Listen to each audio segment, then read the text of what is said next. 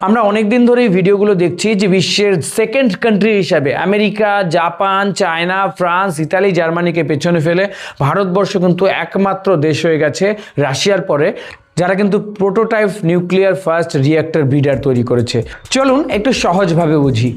1 কোটি কেজি কয়লা পোড়ালে অর্থাৎ 10,000 টন কয়লা পোড়ালে যেই পরিমাণ ইলেকট্রিসিটি জেনারেট হয় সেই ইলেকট্রিসিটি নিউক্লিয়ার ফুয়েল দিয়ে তৈরি করতে মাত্র 3 কেজি নিউক্লিয়ার ফুয়েল লাগবে। যে পরিমাণ ইলেকট্রিসিটি 55,000 পরিবারকে 1 বছর ধরে বিদ্যুৎ দিতে পারবে সেই পরিমাণ ইলেকট্রিসিটি তৈরি করতে মাত্র 3 কেজি নিউক্লিয়ার ফুয়েল লাগবে। 70 বছর আগে দেখা সেই হোমি জাহাঙ্গীর ভাবার স্বপ্ন ভারতবর্ষ পূরণ করার একদম দোরগোড়ায় পৌঁছে গেছে। স্টেজ 2 যেটা সবচেয়ে ক্রিটিক্যাল কিন্তু স্টেজ ছিল সেটা অলরেডি পার করে ফেলেছে।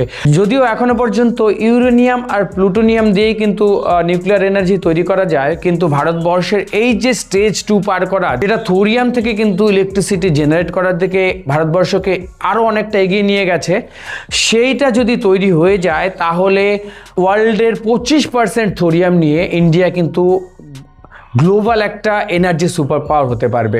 এখনো পর্যন্ত ভারতবর্ষ কিন্তু দিনে 35,000 কোটি টাকা ইলেকট্রিসিটি জেনারেট করার পেছনে খরচ করছে।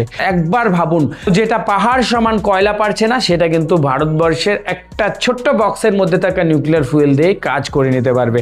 আপনি যদি ইন্ডিয়ার সায়েন্টিস্টদের এই সাফল্যে গর্বিত হয়ে থাকেন তাহলে কমেন্টে অবশ্যই লিখবেন জয় হিন্দ।